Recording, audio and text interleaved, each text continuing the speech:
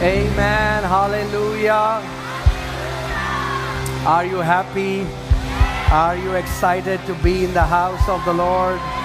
क्या आप उत्साहित हैं उसके घर में आकर आनंदित हैं? Amen. Today is going to be amazing. आज अद्भुत होने वाला है. Do you believe that? Amen. This year is going to be the best year so far in the name of Jesus. ये साल अब तक का सर्वोत्तम साल होने वाला है यीशु के नाम में. Amen. Some people say, how can these people say these things? कुछ लोग कहते हैं ये लोग ऐसी बातें कैसे कह सकते हैं? Well, we can say these things because we know who our God is. हम ये बातें इसीलिए कह सकते हैं क्योंकि हम जानते हैं हमारा परमेश्वर कौन है. We can say these things because we know the authority that our God has put in our mouth. हम ये बातें इसीलिए कह सकते हैं क्योंकि हम उस अधिकार को जानते हैं जो हमारे परमेश्वर ने हमारे मुंह में डाल दिया है. Amen. आमीन. His word says, you shall declare or decree a thing and it shall be established for you. उसका वचन कहता है जिस बात की तू घोषणा करेगा वो तेरे लिए स्थापित हो जाएगी.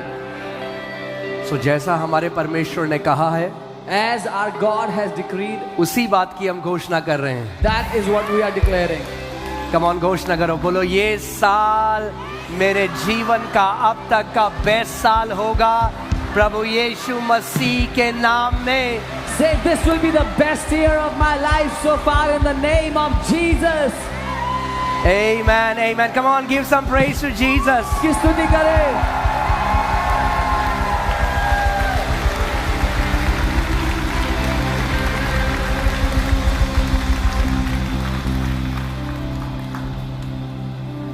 Okay. So today, is it connected, Vartul? I want to teach you Psalm 91 verse by verse. मैं आपको भजन 91 एक एक वर्स करके सिखाना चाहता हूँ. Amen. How many people are joining the morning Bible study? कितने लोग सुबह के बाइबल स्टडी में जुड़ रहे हैं? Book of Ephesians. इफिसियों की किताब. Amen. And you're seeing that sometimes one verse takes more than 1 hour. और कई बार एक आयत में 1 घंटा लग जाता है. That's how powerful the word of God is. इतना शक्तिशाली है परमेश्वर का वचन. Amen. All right. Can you connect this? Okay. So बहुत मजा आने वाला है. जो है It is my heart that you will fall in love with the word of God. ये मेरा हृदय है कि आप परमेश्वर के वचन के प्रेम में पड़ जाओ. That Bible will no longer be a religious book, but it will be your treasure. You will love it with all your heart. कि बाइबल एक धार्मिक किताब ना ठहरे पर आपका खजाना बन जाए. दिल और जान से आप उससे प्यार करने लगो. Amen. And as you dive deeper into God's word, you will see how beautiful it is and how the author of the word, even though there were around 40 men who wrote, but it was the Spirit of God who inspired these 40 men. और जब आप उसके वचन में गहरा कूदोगे तो आप जानोगे कि 40 लेखक होने के बावजूद उन 40 लेखकों को प्रोत्साहित करने वाला एक ही पवित्र आत्मा था. आप जानते हैं हम किन समयों में रह रहे हैं. The Bible says in the last days perilous, dangerous times are going to come and we are living in those perilous times. Bible कहती है अंत के दिनों में बहुत खतरनाक या समस्या भरे दिन होंगे और हम उन दिनों में जी रहे हैं. And these are not days wherein we live like people who have no wisdom. ये वो दिन नहीं जब हम उन लोगों की तरह जिए जहां जिनके पास कोई बुद्धि नहीं है. ये वो दिन है जब हम मसीह के डील डॉल में बढ़ते जाएं और जड़ पकड़कर इतने मजबूत हो जाएं ताकि कितनी भी ताकतवर आंधी आए, तूफान आए, मगर आपकी नींव के 1 इंच को भी वो नहीं हिला सकेगी. These are the days where we take hold of Christ and His word, that we would be rooted, that no matter how strong a storm comes against us, it will not be able to shake us. Amen. Well, that's not the message that I want to share today, but some people were asking me, what do you say about the diet? What is our diet? So I want to give you diet for the children of God, okay? It applies to everyone. कुछ लोग पूछ रहे थे कि क्या diet हमें खानी चाहिए, तो मैं परमेश्वर के बच्चों की क्या डाइट होनी चाहिए वो देने के लिए आया हूँ. Our diet is, Jesus said, my food is to do the will of Him who sent me. That is our diet, to fulfill our Heavenly Father's will. यीशु ने कहा मेरे लिए भोजन है मेरे भेजने वाले की इच्छा को पूरा करना. This is our food, हमारे लिए यही खाना है. Amen. And are you enjoying the study of Ephesians? क्या आपको आनंद मिल रहा है उस इफिसियों की स्टडी में? मजा आ रहा है? Amen. Man, how rich and how amazing is the gospel of Lord Jesus Christ. कितना महिमा के धन से भरा और अद्भुत है सुसमाचार. The more we know Him, जितना हम उसको जानते हैं, the more we know how less we know Him. उतना ज्यादा ये पता लगता है कि हम कितना कम उसको जानते हैं. And the more we know how much we are loved by Him. और उतना ज्यादा ये पता लगता है कि वो हमसे कितना प्यार करता है, किस कदर प्यार करता है. Amen. And Apostle Paul says, one life we can never fathom the depth of His grace, the riches of His grace, Paulus Spirit, His mercy towards us. So it will take us eons, that means thousands upon thousands of years, to comprehend the grace of the Father. पौलुस प्रेरित कहते हैं कि एक जीवन थोड़ा है, एक जीवन काफी नहीं है अपने परमेश्वर पिता की महिमा के धन को, उसके अनुग्रह को, उसकी दया, उसकी करुणा को जानने के लिए हजारों हजारों साल लग जाएंगे. Amen. All right, let's just pray and then we will dive into the Word of हम God. प्रार्थना करेंगे और फिर वचन की गहराई में जाएंगे. Heavenly Father, we come before you in Jesus' name. स्वर्गीय पिता, हम आपके सामने प्रभु यीशु के नाम में आते हैं. We thank you because you are so good. हम आपको धन्यवाद देते हैं क्योंकि आप बहुत भले हैं. We love you because you first loved us. हम आपसे प्यार करते हैं क्योंकि आपने पहले हमसे प्यार किया. You chose us. आपने हमें चुन You लिया. called us. आपने हमें बुला You लिया. sanctified us. आपने हमें पवित्र You किया. separated us. आपने हमें अलग You किया. enabled us. आपने हमें क्षमता You the. filled us with your Spirit. आपने अपनी आत्मा से हमें भर दिया. In what can we boast, Lord? किस बात में हम घमंड कर सकते हैं प्रभु? Nothing. किसी भी चीज में नहीं. We are going to boast हम घमंड only in करेंगे this thing केवल इस बात में that we know you कि हम आपको जानते हैं and we are called by you और आपने हमें बुलाया है and you chose us और आपने हमें चुन लिया है and we praise you. और हम आपकी स्तुति करते हैं, We bless you. आपको ब्लेस करते हैं. Father, पिता, breathe life जीवन को फूके हमारे ऊपर. in this session's study on the Psalms 91. इस सेशन में भजन 91 की. Holy Spirit, you are our पवित्र teacher, you are our guide. पवित्र आत्मा हमारे शिक्षक और हमारे मार्गदर्शक. Teach us, हमें सिखाएं, lead us, हमारी अगुवाई करें. reveal the Son of God to us. परमेश्वर का पुत्र हम पर प्रकट करें. In Jesus' name we pray. यीशु के नाम में हम प्रार्थना. Amen. Amen. Hallelujah. Hallelujah. Come on, you can be seated. आप बैठ सकते हैं.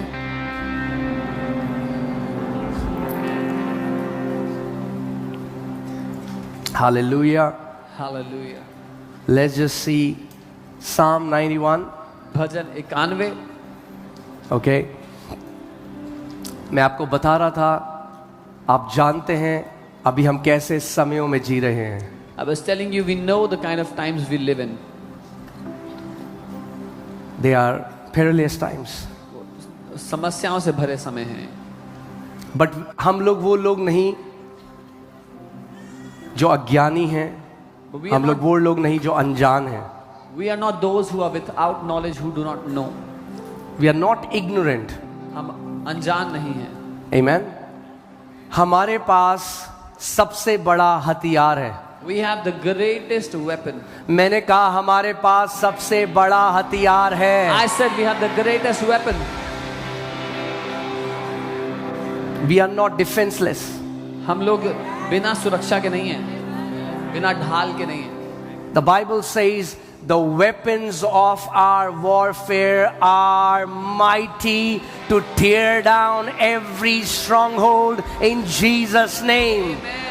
बाइबल कहती है जो हमारे हथियार हैं वो शक्तिशाली हैं, महान हैं, सारे दृढ़ गढ़ों को ढा देने के लिए। Amen. So no matter what happens, चाहे कुछ भी क्यों ना हो, this psalm is going to protect you. ये भजन आपकी सुरक्षा करेगा। It is going to protect you. It is going to protect your family. आपकी और आपके परिवार की सुरक्षा करेगा।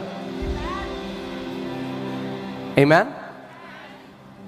और जैसे मैंने आपको कहा था, बाइबल में 8000 प्रतिज्ञाएं हैं, मगर अपने आप 8000 प्रतिज्ञाएं पूरी नहीं होती।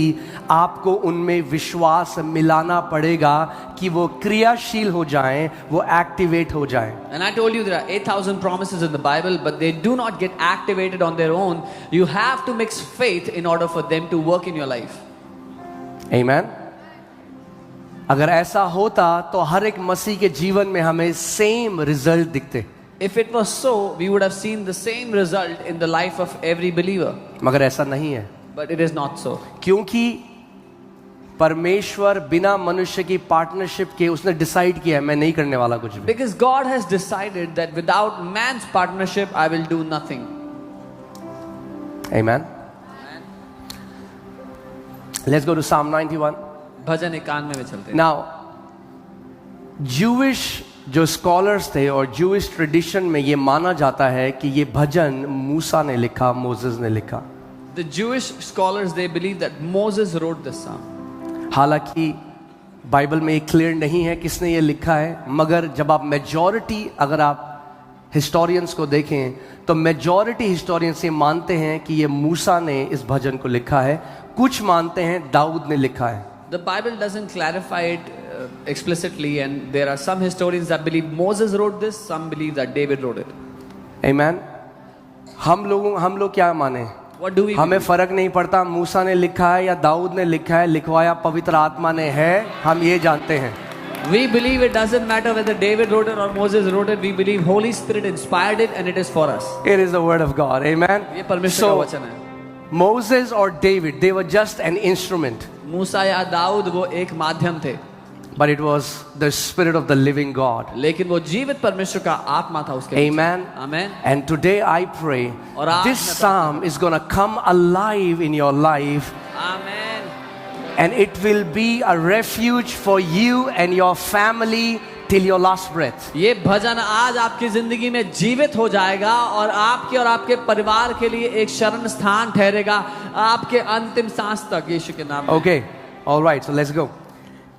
He who dwells in the secret place of the Most High shall abide under the shadow of the Almighty. जो परम प्रधान के छाए हुए स्थान में बैठा रहे वह सर्वशक्तिमान की छाया में ठिकाना पाएगा। Now here this word dwells comes from the Hebrew word yeshav. यहाँ जो बैठा रहे जो शब्द है वो यशा शब्द से आता है। It means to remain, इसका मतलब है ठहरे रहना, to lodge, बने रहना, to take residency. या घर बसा लेना। हाँ, आप सोचो आप घूमने के लिए जाते हो, आप सिंगापुर चले गए घूमने के लिए। Imagine you went to Singapore to 4 दिन 10 दिन, for क्योंकि 4 आपको days, पता है 10 मुझे वापस आना है। days. Because you knew you had to come back. आप एक टूरिस्ट की तरह, एक विजिटर की तरह किसी दूसरे देश में जाते हो। You go to a different country as a tourist. मगर फिर कुछ लोग हैं जो रेजिडेंसी ले लेते हैं वहाँ की, But then there are some people that take the residency of that क्योंकि country. उन्हें पता है अब मुझे वापस नहीं आना, Because they know they don't want to come अब back. वहाँ जाना है तो वापस नहीं आना। They want to go there but not come back. और ये उन्हीं लोगों के लिए है जिन्होंने परमेश्वर के पास जाना है पर वापस नहीं आना। इन्होंने रेजिडेंसी ले ली है परमेश्वर के साथ। This is for those who have to go to God and not come back. They have taken permanent residence with Him. Amen. Amen. They don't treat him like a motel or a lodge that they check in and they check out. They know now my God is my dwelling place. वो परमेश्वर के साथ एक hotel की तरह व्यवहार नहीं करते कि चेक इन किया चेक आउट किया, पर उनको पता है कि ये मेरा परमानेंट निवास स्थान है, हमेशा का घर है। Amen. It means to move to a place and stay there. इसका मतलब है एक जगह जाना और वहां बस जाना। ये अंतर है। बहुत सारी भीड़ आ जाती है, वो देखते हैं, हम ट्राई करते हैं, हम यीशु को भी देख लेते हैं, हम सबको देख रहे हैं तो यीशु को भी ट्राई करते हैं। ये उन लोगों के लिए नहीं लिखा है, ये उन लोगों के लिए लिखा है जिन्होंने जान लिया है मेरा यीशु मेरा धाम है, मेरा शरण स्थान है और मैं जीवन भर उसमें रहूंगा।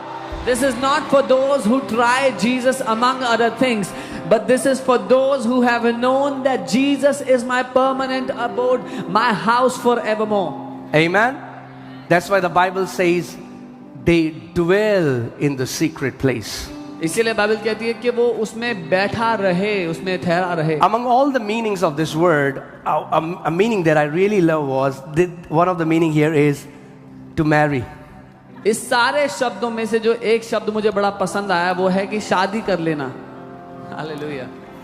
How many know that he is the bridegroom and we are the bride? कितने जानते हैं कि वो दुल्हा है और हम उसकी दुल्हन है। और जब एक दुल्हन और दूल्हा शादी करने जाते हैं, वो जानते हैं अब मेरे जीवन में इस व्यक्ति को छोड़कर और कोई भी नहीं, और आखिरी सांस तक मैं वफादार रहूंगा अपने पार्टनर के। And when a bride and groom they marry, they know that this is the only person for my life and I will be faithful to them till my very last breath. And that's what it means when I dwell in his presence. He is my Lord, he is my husband, he is my father, he is my helper, and there is no one else that I will turn to no matter what. यही अर्थ है इसका कि वही मेरा मालिक है, वही मेरा पिता है, वही मेरा पति, मेरा स्वामी है और मैं उसी में बना रहूंगा हमेशा के लिए। Amen. कोई भी आशीष जो मेरा यीशु मुझे ना दे, मुझे नहीं चाहिए। No blessing that my Jesus does not give me, I do not want it. कितने लोग मेरी बात सुन रहे हैं? अगर उसकी तरफ से नहीं आए तो ना आए, ज्यादा अच्छा है। If the blessing is not from him, I don't want it. It is good that I don't get it. Because it's not a blessing, it shall be a curse. क्योंकि वो आशीष नहीं, वो श्राप ठहरेगी। The Bible says Satan took Jesus on the top of the mountain and showed him the glory of the world and said, if you will worship me, I will give all this glory, all of these kingdoms to you. Bible कहती है शैतान यीशु को पहाड़ की चोटी पर ले गया और सारे राज्यों की महिमा दिखाई और कहा अगर तू झुके और मेरी आराधना करे, मैं सारे राज्य और इनकी महिमा तुझे दे दूंगा। Amen. We are not trying him out. हम उसको try When you marry someone, you are not trying them out. जब आप किसी से शादी कर लेते हो तो ट्राई नहीं कर रहे उस व्यक्ति को। You have made up your mind. You have made a commitment. All my life, I shall be faithful to my partner. आपने ठान लिया, वाचा ले ली कि जिंदगी भर मैं अपने जीवन साथी के साथ विश्वास योग्य रहूंगी। And this psalm is talking about those people. और ये भजन उन ही लोगों की बात कर रहा है who have made the Lord their dwelling place. जिन्होंने प्रभु को अपना घर, अपना बसेरा बना लिया है। You know, when I got saved, I was persecuted. जब मैंने उद्धार पाया, मुझे बहुत सताया My गया। friends left me. मेरे दोस्तों ने My mom and dad misunderstood me. Mummy papa ने मुझे गलत My relatives started to spread rumors. रिश्तेदारों ने अफवाहें फैलाना शुरू कर दिया झूठी। And it was at that time, and when I was growing in the Lord, one day he said to me, he said, son, what if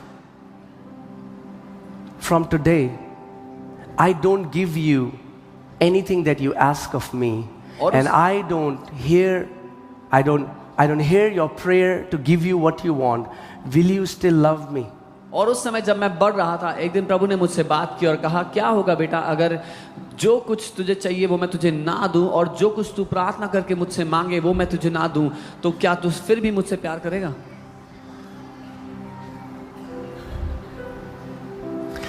We have not just gathered for what we can get from Jesus. We have gathered for Him, for Jesus. He is our portion.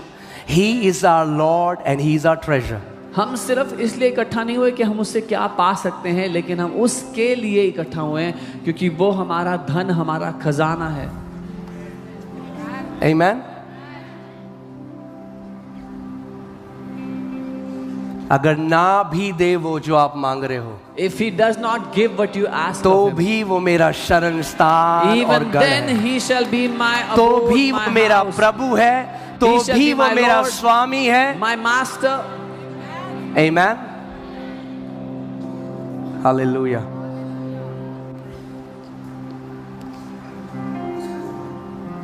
Hallelujah. So I really love one of this meaning in Hebrew is to marry. इब्रानी का जो एक अर्थ है, इससे शादी कर लेना, मुझे बहुत पसंद आया। So hear this. Psalm 91 is not for casual believers. भजन 91 गुनगुने विश्वासियों के लिए नहीं है, Because बाद में जो आयतें लिखी हैं सुरक्षा की, सबसे पहली आयत कह रही है जो उसके परम प्रधान के छाए उनके साथ आगे की चीजें होती हैं। because the remaining verses of promises and protection are written for those who first have made him their permanent residence. Amen. You cannot treat him like a hotel and then stand on Psalm 91 and expect this psalm to work for your life. आप उसको hotel की तरह इस्तेमाल करके ये उम्मीद नहीं कर सकते कि ये भजन 91 आपके लिए काम करेगा जैसा करना चाहिए।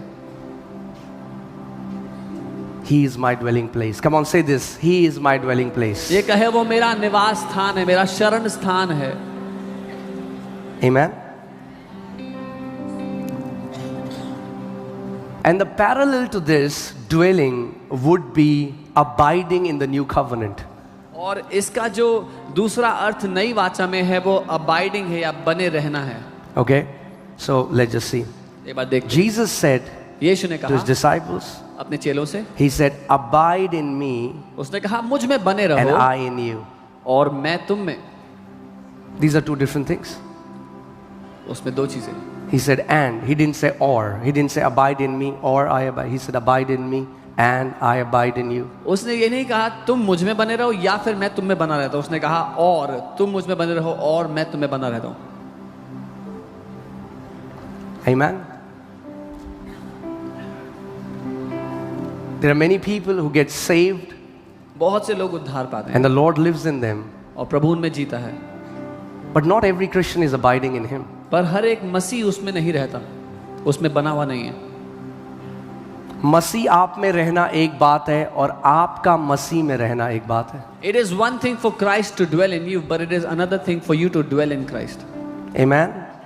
As the branch cannot bear fruit of itself unless it abides in the vine, it dwells in the vine, it stays in the vine, it Amen. remains in the vine, neither can you unless you abide in me. जब तक एक डाली दाख लता में बनी ना रहे, उसमें जुड़ी ना रहे, उसमें ठहरी ना रहे, तो आपसे फल नहीं ला सकती। वैसे ही तुम भी यदि मुझ में बने ना रहो तो फल नहीं ला सकते। Let's go back to verse 1. पहली He who dwells in the secret place. वो जो उस छाए हुए स्थान में बैठा I want to रहे। ask you this question मैं आपसे today. सवाल करता हूँ आज, What is your dwelling place or who is your dwelling place? क्या है आपका वो निवास स्थान या कौन है आपका निवास स्थान? I want you to ponder on this. मैं चाहता हूँ इस पे आप मनन करें। When difficult situations come, जब कठिन परिस्थितियां आती हैं, people run to their dwelling places. लोग अपने निवास स्थान में, शरण स्थान में जाते हैं भाग के। Where do you run to? आप कहाँ भागते हैं, किसके पास जाते हैं? Some run to alcohol, कोई शराब के पास भागते हैं, some run to complaining and griping and being bitter. कोई शिकायतें लगाने के पीछे, बुड़बुड़ाने के पीछे भागते हैं। But there are some, पर कुछ हैं, when they hear, when there is a bad news, they run to their dwelling place. जब वो सुनते हैं कोई बुरी खबर आते हुए तो अपने शरण स्थान में भाग करके चले जाते हैं। Amen. Many times you would have read this verse like, आपने I बहुत- want you to, let's go verse by verse and ponder and think, Lord, who is my dwelling place or what is my dwelling place? Not necessarily your dwelling place is a who, it can be a what, it Or- can be a Netflix, हो it सकता can है be, what is that soothes you when you feel pain? What soothes you? Because when you go to your dwelling place, you find rest. ऐसी क्या चीज है, ऐसा कौन व्यक्ति है या क्या चीज है जिसके पास आप भाग करके जाते हो जब आप परेशानी में, दर्द में होते हो? किस चीज से आपको सांत्वना मिलती है या चैन मिलता है जब आप उसके पास जाते हो? किसी के लिए नेटफ्लिक्स हो सकता है, कुछ और हो सकता है। So I want you to think today, मैं चाहता हूँ आप आज सोचो, what is my dwelling place? मेरा वो निवास Where स्थान do क्या I है? dwell most of my time? मैं ज्यादा समय कहाँ बिताता हूँ? Okay? Let's look at this word, secret place. ये छाया हुआ स्थान, इसको देखो। This secret place comes from the Hebrew word seter, which means an inner chamber. ये जो छाया हुआ स्थान, जो जगह, जो गुप्त जगह, जो शब्द है ये सेतोर, यानी कि एक भीतरी चैम्बर, उससे आता है। You know, a place of secrecy. एक गोपनीयता का स्थान।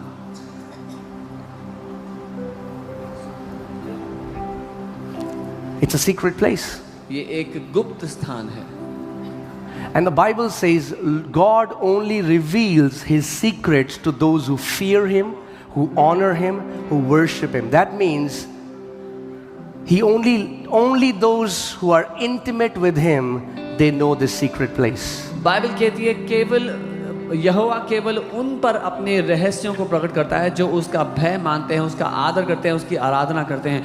मतलब वो लोग जो उस गुप्त स्थान को जानते हैं, उन्हीं पर पिता अपने रहस्यों को प्रकट करता है।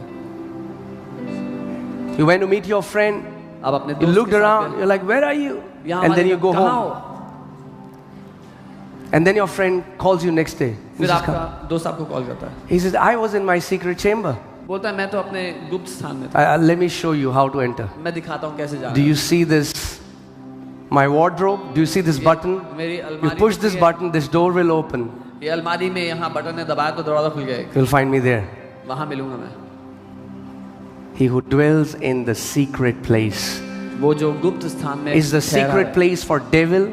Is the secret place for the world, but for his lovers, to those who are intimate with him, it's not a secret place for them. वो स्थान शैतान के लिए गुप्त है, दुनिया के लिए गुप्त है, पर जो उसके प्रेमी हैं वो उस जगह को भली भांति जानते हैं, उनके लिए गुप्त नहीं है। It represents the most secret compartment. ये दर्शाता है सबसे भीतरी कक्ष को। Come on. Amen. You went to meet someone and किसी they are से in मिलने गए। they are in their bedroom. वो बेडरूम में बैठे थे, That's a place of intimacy. वो घनिष्ठता का स्थान। You won't bring anyone to your bedroom. आप किसी को अपने बेडरूम में नहीं ले जाते, But spiritually understand this. पर आत्मिक रूप से To those who are intimate with the Lord, He brings them in the most secret chamber where He shares His heart, where He shares His secrets to His lovers. वो जो उसके प्रेमी हैं वो उनको अपने सबसे भीतरी कक्ष में ले आता है और उन पर अपने दिल की बातों को, अपने रहस्यों को प्रकट करता है। Amen? आमीन। You will never share your secret to someone you will not trust. आप कभी अपने सीक्रेट उसको नहीं बताओगे जिस पे भरोसा नहीं करते। It's the same with God. परमेश्वर भी ऐसा ही है, He doesn't share His secret with everyone. वो अपने सीक्रेट सबको नहीं बताता। But when you decide to walk in intimacy and closeness with Him, पर जब आप ठान लेते हो उसके साथ गहरे रिश्ते में, करीबी में जीने का, He becomes your dwelling place. He becomes your secret chamber. So when people don't find you, hey, where were you? You were in the secret chamber. You know, the Bible says Jesus, when they used to search for Jesus, where is Jesus? Physically, He was on a mountaintop, but spiritually, He was in that secret chamber communing with the Father. तो जब लोग आपको ढूंढते हैं तो आप लोगों को नहीं मिलते क्योंकि आप उस गुप्त कक्ष में थे। यीशु शारीरिक रूप से तो पहाड़ के ऊपर हुआ करता था, जब लोग उसको ढूंढने निकलते थे तो वो नहीं मिलता था क्योंकि पहाड़ पर होता था, पर भीतरी कक्ष में वो होता था पिता के साथ। Amen? We all should have a secret chamber हमारा भी एक गुप्त कक्ष है where you meet your Maker, where you meet your Father, where you meet your lover. जहां अपने बनाने वाले से, अपने पिता, अपने प्रेमी से आप मिलते हो। I've delivered you. Now I'll see you in the promised land. वो ऐसा परमेश्वर नहीं जो कहता है इजरायलियों मैंने तुम्हें छुड़ा दिया है, अब मिलते हैं उस वायदे के देश में। Figure out the way. कैसे पहुंचना है खुद पता लगाओ, Use Google Maps. Google maps use कर लेना। Can I tell you? Google Maps and ChatGPT, no matter how awesome they are, they cannot show you your destination and they cannot take you towards your journey. Google maps और chat GPT कितने भी अच्छे क्यों ना हो, आपकी मंजिल आपको ना तो दिखा सकते हैं ना ले जा सकते हैं उस तक. It is in the secret place Come on. when you abide under His shadow, and your goal is not to go somewhere, reach somewhere. Your goal is to stay in His shadow, because where He goes, you go, and side by side, step by step, He's taking you towards your promised land. He's taking you towards your call. क्योंकि उस गुप्त स्थान में जहां आप उसकी परछाई के नीचे बने हुए हो, आपकी मंजिल, आपका उद्देश्य कहीं जाना नहीं है, उसकी परछाई में बने रहना है. तो जहां वो जाता है आप एक एक कदम करके उसके साथ जाते हैं, उसके साथ बने रहते हैं. Amen. So even in the wilderness, you're looking at Him. When I'm saying wilderness, I mean when there is trials, when life is hard, then also you're looking at Jesus. You're looking at Jesus. You're under His shadow. And when He brings you to the promised land, where now you're not sick, you don't lack, but then also our eyes are not in the promised land, our eyes are still on Him, because He's our reward. और जब वो मरुस्थल, वो कठिन परिस्थितियां भी होती हैं, तब भी आपकी नजरें यीशु पर ही हैं, क्योंकि आप वायदे के देश जाने का प्रयास नहीं कर रहे हो, आप उसकी छाया में बने रहने का प्रयास कर रहे हो. वो हमारा शरण स्थान है. Amen. Are you getting it, church?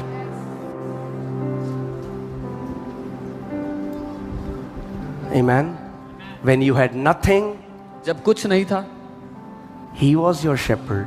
वो आपका चरवाहा था. When you have everything, जब सब कुछ है, He still is your shepherd. अभी भी वो आपका चरवाहा ही है. My shepherd doesn't change from Him to my bank balance now. मेरा चरवाहा उससे हटकर मेरा बैंक बैलेंस नहीं होता. Do you know, every believer is tested in these two things. Every believer. आपको पता है हर एक विश्वासी इन दो चीजों में परखा जाता है. Your heart is tested in these two things. आपका दिल इन दो बातों में हमेशा परखा One, जाता when है. you have nothing. पहला, जब आपके पास कुछ नहीं And can होता. I tell you, और बता दूं, almost all the believers pass this test with flying colors. लगभग सारे विश्वासी ये वाला टेस्ट अच्छे मार्क्स से पास कर लेते हैं. Because when you have nothing, क्योंकि जब कुछ नहीं है you go to His presence. तो उसकी उपस्थिति में जाते Where हैं. else, where you look?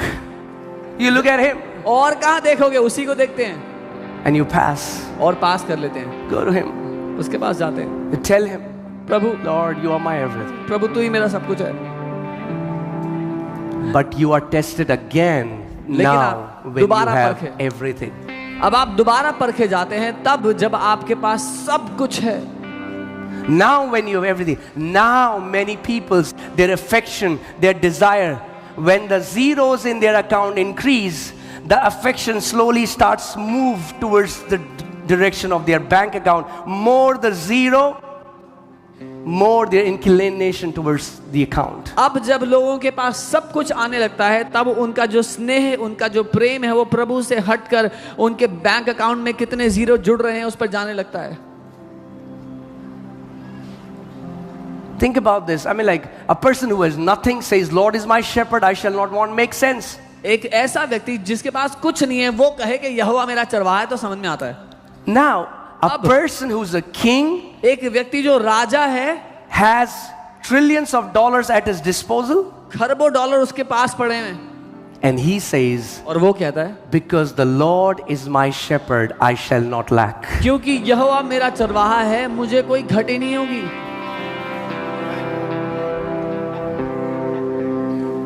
You know, I was in Europe, and I was telling Europeans,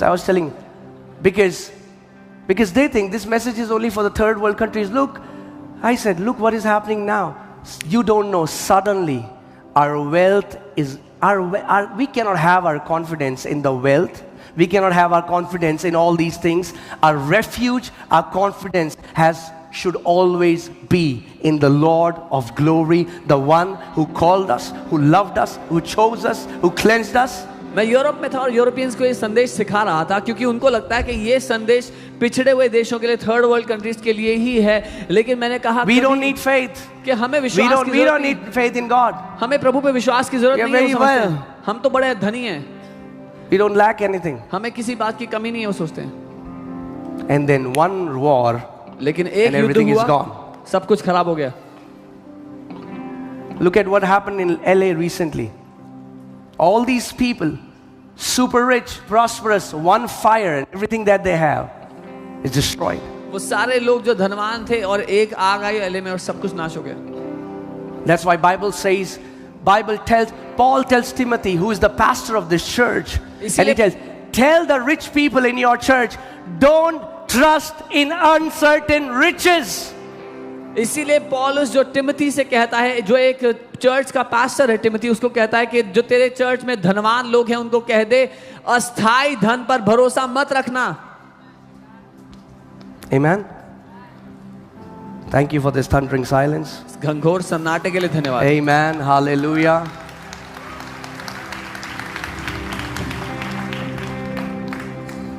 We don't realize how great mercy God has extended towards us. हमें पता भी नहीं है कि कितना महान अनुग्रह प्रभु ने हमारी ओर कर दिया. It is because of Him you are in Christ Jesus. उसी के कारण आप मसीह यीशु में 8 हो. billion people and He chose us. 8 billion लोगों में उसने हमें चुन लिया.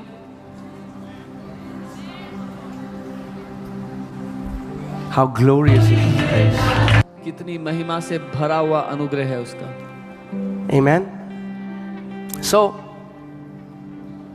we stay intimate. हम घनिष्ठ गहरे संबंध में रहते So हैं we abide under His shadow. ताकि हम उसकी परछाई के नीचे बने रहें. All right. Let's go to another verse. अगली आयत पे चलते हैं. Okay, yeah, one thing I want to show you. Now, what happens when you dwell in the secret place? Now, there are benefits of that. क्या होता है जब आप उस गुप्त स्थान में बने रहो, उसके कुछ फायदे हैं. All right, let's see. Psalm 91, 9 to 10 tells us, भजन काल में 9 से 10 बताता है. because you have made the Lord. Now hear this, because you have, it's a conscious choice that you make. क्योंकि तुमने किया है ऐसा, क्योंकि तुमने प्रभु को अपना शरण स्थान बनाया, तुमने जानबूझकर ऐसा किया है.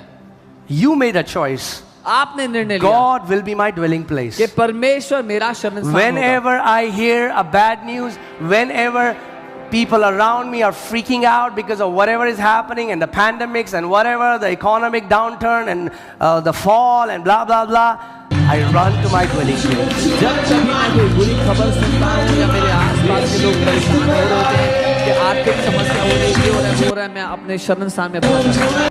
Amen. Because you have made the Lord. Who has made the Lord?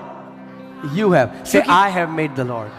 क्योंकि तूने यहोवा को बनाया है. बोलो, मैंने प्रभु को बनाया है. Who is my refuge? जो कि मेरा शरण स्थान ठहरा है. Even the Most High, even the Elyon, your dwelling place. परम प्रधान को अपना धाम, अपना शरण स्थान बना लिया है. What will happen? क्या होगा? No evil shall befall you, nor shall any plague come near your dwelling. इसलिए कोई विपत्ति तुझ पर ना पड़ेगी, ना ही कोई दुख तेरे डेरे के निकट आएगा. Amen. मगर ये किन लोगों के लिए लिखा है? But who is this written for? ईसाइयों के लिए नहीं लिखा. Not for बुरा मत मानना, Christians. कई लोग बुरा मान जाते हैं कि मैं ईसाई कहता हूं. अब ईसाई को ईसाई नहीं कहूंगा तो क्या कहूंगा?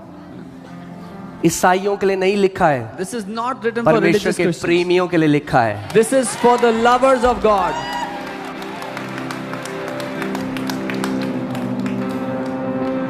Amen. Hallelujah. No, come on, say this after me. I have made the Lord, who is my refuge, even the Most High, my dwelling place. So no evil shall befall me, nor shall any plague come near my dwelling. मेरे साथ कहें, क्योंकि मैंने यहोवा को अपना शरण स्थान बना लिया है, परम प्रधान को अपना निवास स्थान बना लिया है, इसलिए कोई विपत्ति मुझ पर ना पड़ेगी, ना कोई दुख मेरे डेरे के निकट भी आएगा। Amen. Hallelujah. Because you have made the Lord, who is my refuge. क्योंकि तूने प्रभु को जो मेरा शरण So स्थान है, whoever is the writer of Psalms, जो he कोई- knows that his God is his refuge. जो कोई भजन को लिख रहा था उसको ये पता था कि मेरा परमेश्वर मेरा शरण स्थान है। And this is the word makseh. और ये शब्द है मक्से। It refers to a place of shelter. When suddenly something comes, you know, when there is a calamity that is sudden, when there is a bad news that comes sudden, you quickly run to this refuge. ये शरण का स्थान है या वो स्थान है जैसे कोई बुरी खबर, कुछ दुर्घटना की खबर आती है, कुछ बुरा होने की खबर, आप भाग करके शरण के लिए इसमें चले जाते हैं। This, if I can say, this is a spiritual bunker. ये एक आत्मिक बंकर है। Do you know, if you know people who are living in Israel, and when there is a bomb threat, and when there are missiles that are sent to them, then there is a siren, down, and then people, every house has a bunker which protects them. So what do? They, without even thinking, without their logical mind, they have trained themselves. The moment I hear the siren, I run to my shelter because I'll be protected there. Israel में जो लोग रहते हैं उनको ये पता है, जैसे ही सायरन बजता है कोई बॉम्ब उनकी ओर आ रहा है और वो सायरन सुनते ही बिना दिमाग लगाए उस बंकर में जाके छुप जाते हैं, क्योंकि उनको पता है उसमें वो सुरक्षित हैं। Imagine if somebody thinks, अगर कोई how would सोचे, I know if that bomb will fall on my roof? कोई सोच रहा है मुझे कैसे पता वो बॉम्ब मेरी छत पे गिरेगा, I don't need to go. मुझे तो जाने की जरूरत नहीं है। No, they don't नहीं। use their logic. वो अपना दिमाग नहीं लगाते। What if, क्या होगा in the same way, वैसे ही when the siren of bad news comes around जब you, बुरी खबर का सायरन बजने लगे you आसपास, don't use your logic. आप अपना You दिमाग यूज just नहीं करो, run to this place of भाग करके refuge, इस who शरण is स्थान your में आओ। shelter. जो आपका शरण स्थान है। Amen. Just run. He's your refuge. Say, भाग my करके। God is my refuge. बोलो मेरा परमेश्वर मेरा शरण स्थान है। Amen. Hallelujah. Now, my refuge. Okay, let's come to verse 1. I'm sorry.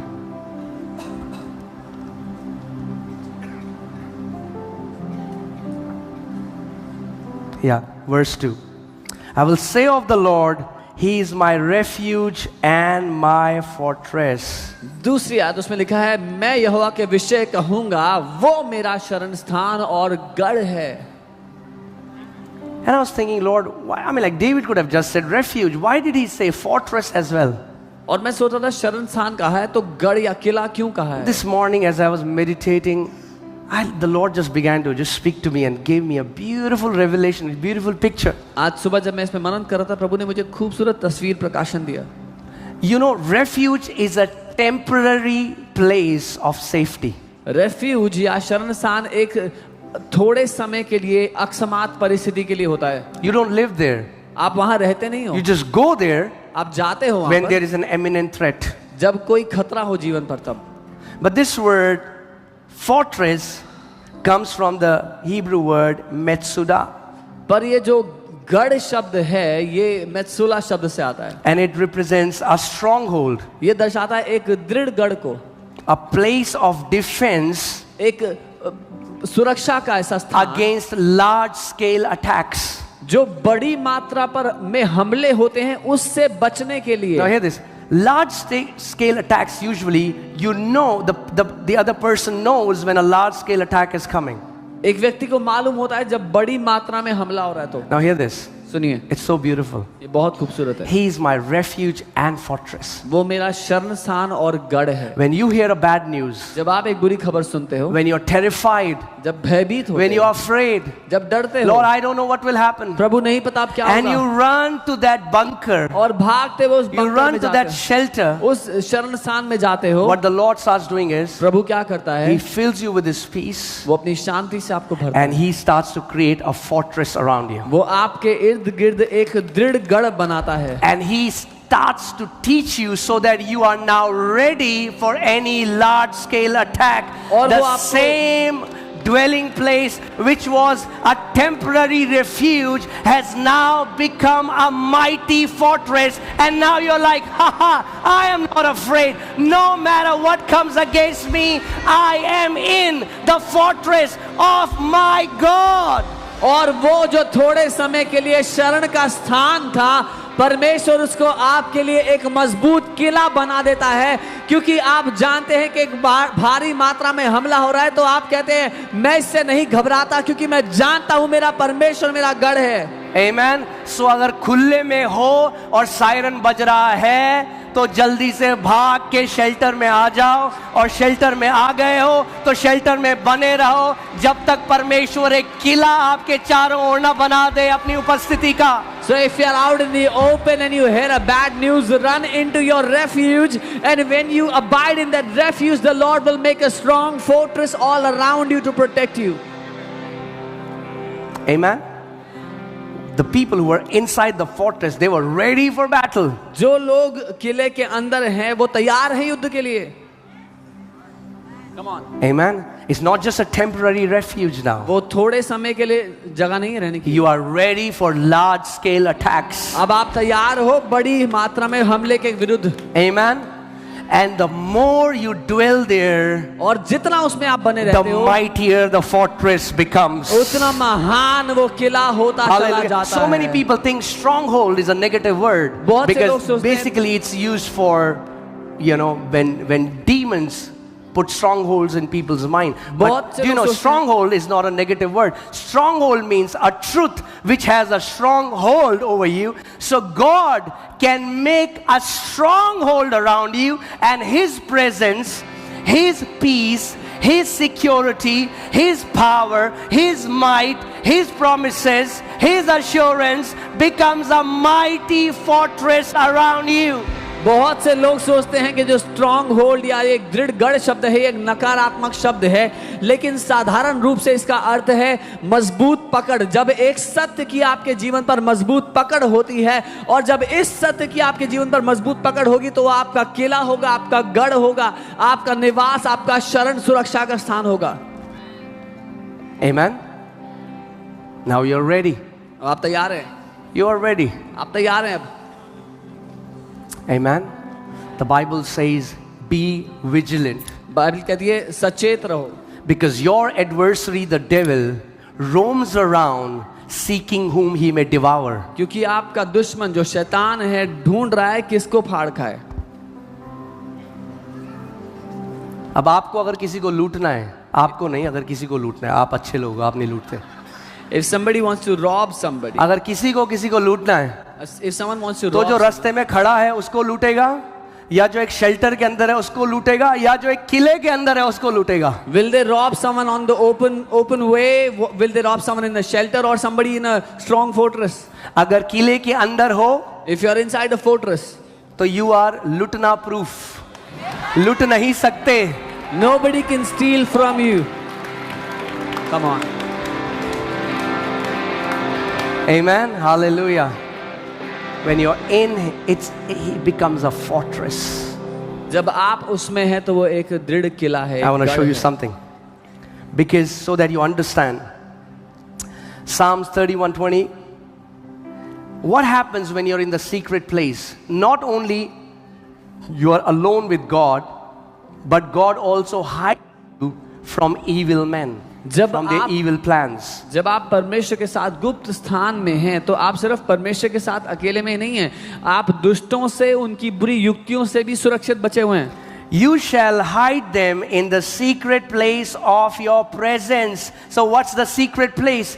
That's the secret place of His presence. तू उन्हें अपनी उपस्थिति की छाया या गुप्त स्थान में मनुष्यों के षड्यंत्र से छिपा रखेगा. वो उसकी उपस्थिति का स्थान है. Amen. And when you learn to dwell there, abide there, God will also hide you from the plots of man. जब आप वहां रहेंगे, छुपे रहेंगे, तो परमेश्वर आपको मनुष्यों के षड्यंत्र से भी छुपा के रखेगा. करना तो चाहते हैं, बुरा प्लान तो बना रहे हैं, पर प्रभु उनके दिमाग से उड़ा देगा आपका नाम. सीक्रेट हो गया, उन्हें याद ही नहीं रहेगा. They want to do evil to you, they want to harm you, but the Lord will wipe their plans away from their mind. रात को प्लान बनेगा, सुबह फाइल डिलीट हो जाएगी, खो जाएगी, उनको पता ही नहीं है क्या चल रहा है. They will plan against you at night. In the morning the file is deleted. They have no clue what they thought. Amen. Hindi में लिखा है, तू उन्हें अपनी उपस्थिति की छाया में मनुष्यों के षड्यंत्र से छिपा लेता है. That you hide them from the evil schemes of men. मैं ये घोषणा करता हूं कि आप सबका जीवन बुरे मनुष्यों के षड्यंत्र से छुपा हुआ है प्रभु यीशु मसीह के नाम में. I declare that your life is hidden from the evil plots of men in the name of Jesus. Amen. You shall keep them secretly in a pavilion from the strife of tongues. तू अपने आश्रय में उन्हें कलह प्रिय जीभ से सुरक्षित रखता है. The strife of tongue. जो जुबान से कलेश है उससे बचा के रखता. The weapon in the spirit realm. आत्मिक दुनिया में जो हथियार The है, curses sent against you. जो श्राप आपके विरुद्ध भेजे जाते हैं, हाँ, वो दुष्ट आत्माएं भेजेंगे. आत्मा में दुष्ट आत्माओं को एड्रेस में मिलेगा ही नहीं कोई, क्योंकि आप सीक्रेट प्लेस में छुपे हुए हो. they will send demons against you, but the demons will not locate you because you are in a hidden place. Amen.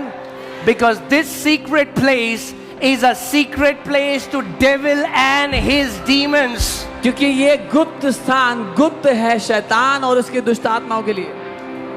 Amen. You've seen in the movies they have this cloak of invisibility. आपने picture में देखा वो अदृश्य होने के कपड़ा होता है उनके पास. They are there, वहां हैं, but they are hidden from their eyes. पर दूसरों की आंखों से छुपे हुए हैं.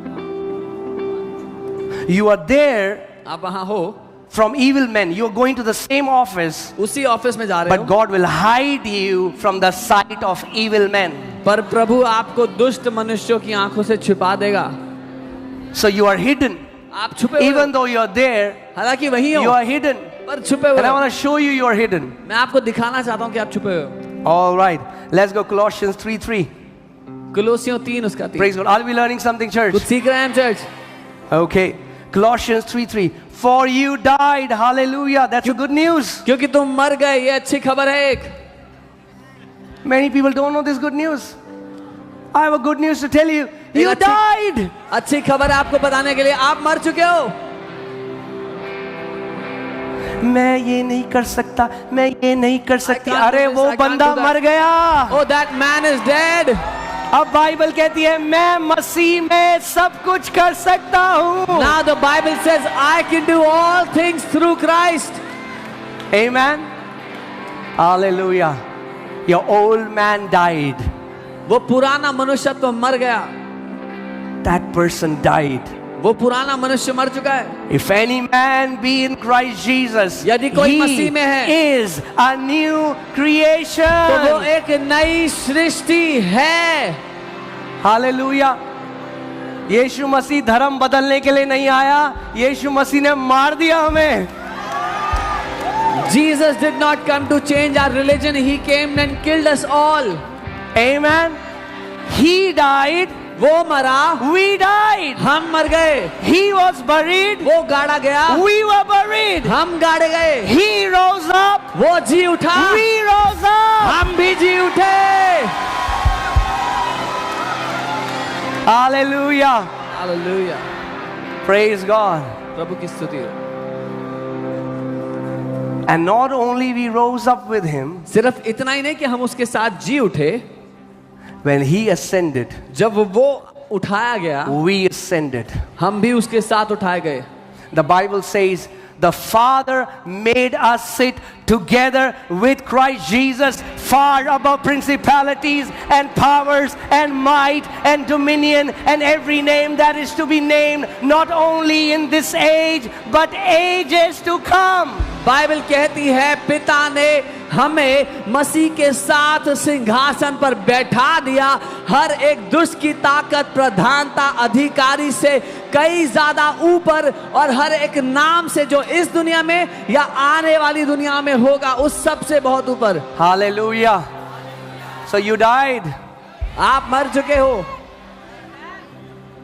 John 3:3, he who is born of flesh is flesh, he who is born of spirit is spirit. Now, your primary identity is not your fleshly identity. Your primary identity is your spiritual identity, that you are a new creation, bought and purchased with the blood of Jesus. You are a saint of Christ Jesus, a righteous one who is seated with him far above all the demonic powers. यूहन्ना 3:3, जो शरीर से जन्मा वो शरीर, जो आत्मा से जन्मा वो आत्मा है. अब आपकी पहचान आपके शरीर से निकली पहचान नहीं, पर आत्मा से निकली पहचान है. आप उसके द्वारा जन्म पाए, सारी ताकतों से ऊपर रख दिए गए हो. Amen. Hallelujah. For you died, क्योंकि तुम मर गए. and your life. Now wait a minute, Paul. If I died, how can I have a life? Yeah. Oh. Now, this life is the life of Christ. तुम मर गए और तुम्हारा जीवन. अगर मैं मर गया तो जीवन कैसे? ये जीवन वो है जो मसीह यीशु का जीवन है. Amen. जब बैटरी निकाली तो वो जो चीज थी वो मर गई, फिर नई बैटरी डाल दी उसके अंदर बढ़िया. When the battery was plugged out, whatever it was, it died, and now a new battery was placed. For you died and your life is hidden. Where is your life? Your life is hidden. Say, my life is hidden. तुम मर गए और अब तुम्हारा जीवन छुपा हुआ है. बोलो, मेरा जीवन छुपा हुआ है. My life is hidden with Christ in God. मसीह के साथ परमेश्वर में. कहाँ छुपा हुआ है आपका जीवन? किसके साथ छुपा है? Where is your life hidden? My life is hidden मेरा जीवन छुपा हुआ with है Christ. मसीह के साथ. So if you find Christ, अगर आप मसीह को you're going to ढूंढो find me. तो मुझे भी पाओगे. And if you're going to find me, अगर मुझे ढूंढना you're है going to find my Jesus. तो मेरे यीशु को Because पाओगे. my life मेरे is जीवन hidden with Christ. मसीह में छुपा हुआ है. Amen. Amen. That's why if you're working in office and people meet you, how is it that they are not encountering Jesus? That is not how it should be. When they meet you, they should meet Christ. तो ये कैसे हो सकता है जिस दफ्तर में आप काम करते हो वहां लोगों का सामना यीशु मसीह से ना हो, जब वो आपसे मिले तो उनका आमना सामना प्रभु यीशु मसीह से होना चाहिए. I'm telling you before God, there was not one office where I worked where I didn't evangelize and shared the good news and people got saved. मैं बता रहा हूँ, एक भी दफ्तर ऐसा नहीं था जहां मैंने काम किया लेकिन वहां सुसमाचार ना प्रचार किया हो यीशु मसीह के बारे में. काम तो बस बहाना था, आत्माओं को बचाना था.